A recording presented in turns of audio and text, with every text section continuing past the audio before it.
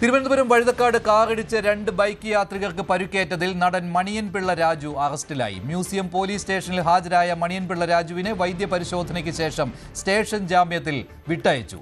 ഭയം കാരണമാണ് വാഹനം നിർത്താതിരുന്നതെന്നാണ് മണിയൻപിള്ള രാജുവിന്റെ മൊഴി. പരിക്കേറ്റ യുവാക്കളെ അടിയന്തര ശസ്ത്രക്രിയയ്ക്ക് വിധേയരാക്കും. അപകടത്തിന്റെ CCTV ദൃശ്യങ്ങളും പുറത്തു വന്നിട്ടുണ്ട്. ഇന്നലെ രാത്രി 9:30യോടെയാണ് ട്രിവാൻഡ്രം ക്ലബിന് സമീപത്ത് നിന്ന് അദ്ദേഹം ജവഹർ നഗറിലെ അദ്ദേഹത്തിൻ്റെ വസതിയിലേക്ക് പോകുന്ന വഴിയാണ് മണിയൻപിള്ള രാജുവിൻ്റെ ഈ വാഹനം അതുവഴി എതിർ ദിശയിൽ വരികയായിരുന്ന ഒരു ബൈക്കിനെ ഇടിച്ച് തെറിപ്പിച്ചത്.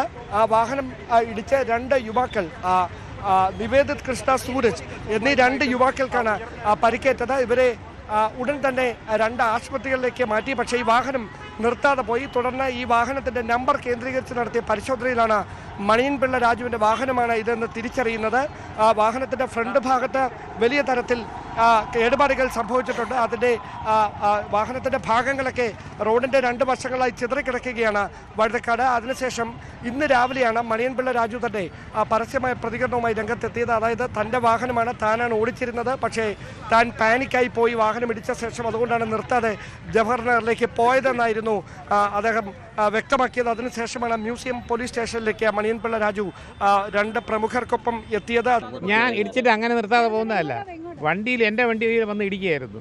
സ്പീഡിൽ വന്നിട്ട് ഞാൻ ട്രിവാൻഡ്രം ക്ലബിൻ്റെ മുമ്പിൽ നിന്ന് ക്രോസ് ചെയ്യാൻ പതുക്കെയല്ലേ പറ്റുള്ളൂ. അത് നിങ്ങൾക്ക് CCTVയിൽ കാണാം.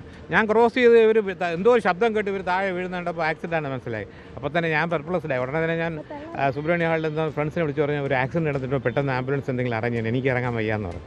അങ്ങനെ ഞാൻ പോയി സ്റ്റേഷനിൽ വിളിച്ചു പറഞ്ഞു, രാവിലെ എത്തിക്കൊള്ളാം എന്ന് പറഞ്ഞു. വയ്യാത്ത ആളാണ്. മ്യൂസിയം സ്റ്റേഷനിലെത്തി അദ്ദേഹം കുറ്റം സമ്മതിക്കുകയായിരുന്നു.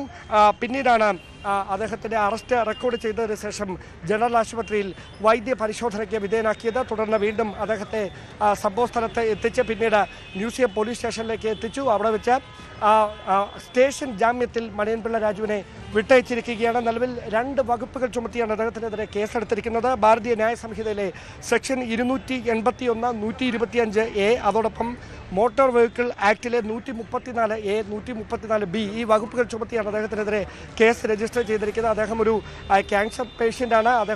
അതുമായി ബന്ധപ്പെട്ട് അദ്ദേഹം പെട്ടെന്ന് ഈ അപകടമുണ്ടായ ഉടൻ പാനിക്കായി പോയതിനാലാണ് വാഹനം നിർത്താതെ പോയത് എന്നാണ് അദ്ദേഹം മാധ്യമങ്ങളോട് പ്രതികരിച്ചത്. സ്റ്റേഷനിലും ഉദ്യോഗസ്ഥർക്ക് മുമ്പിൽ അദ്ദേഹം അക്കാര്യങ്ങൾ ആവർത്തിച്ചിട്ടുണ്ട്. എന്തായാലും ഈ പരിക്കേറ്റ 2 യുവാക്കൾ നഗരത്തിൽ സ്വകാര്യ ആശുപത്രിയിൽ ചികിത്സയിലാണ്. ഒരാളുടെ കാലിനും മറ്റൊരാളുടെ കഴുത്തിലും നട്ടലിനുമാണ് പരിക്കേറ്റിരിക്കുന്നത്. ഇപ്പോൾ ആരോഗ്യനില തൃപ്തികരമാണ്. അതേസമയം അദ്ദേഹം മദ്യപിച്ചാണോ വാഹനം ഓടിച്ചത് എന്ന് കണ്ടെത്താൻ കഴിഞ്ഞിട്ടില്ല എന്നതാണ് വലിയൊരു വിമർശനങ്ങൾക്ക് വഴിവെക്കുന്നത്. അതായത് അപകടമുണ്ടായി 8 മണിക്കൂറിന് ശേഷമാണ് അദ്ദേഹം സ്റ്റേഷനിലെത്തുകയും തുടർ നടപടികൾ സ്വീകരിക്കുകയും ചെയ്തിരിക്കുന്നത്. 8 മണിക്കൂറിനകത്ത് പരിശോധന നടത്തിയാൽ മാത്രമേ അത്തരത്തിൽ ആൽക്കഹോളിക് കണ്ടന്റ് അദ്ദേഹത്തിൻ്റെ ശരീരത്തിലുണ്ടായിരുന്നു എന്ന് കണ്ടെത്താൻ കഴിയുകയുള്ളൂ. അതിനുള്ള സാധ്യത ഇല്ലാതായിരിക്കും. എന്തായാലും തുടരന്വേഷണം മ്യൂസിയം സർക്കിൾ ഇൻസ്പെക്ടറുടെ നേതൃത്വത്തിൽ പുരോഗമിക്കുകയാണ്.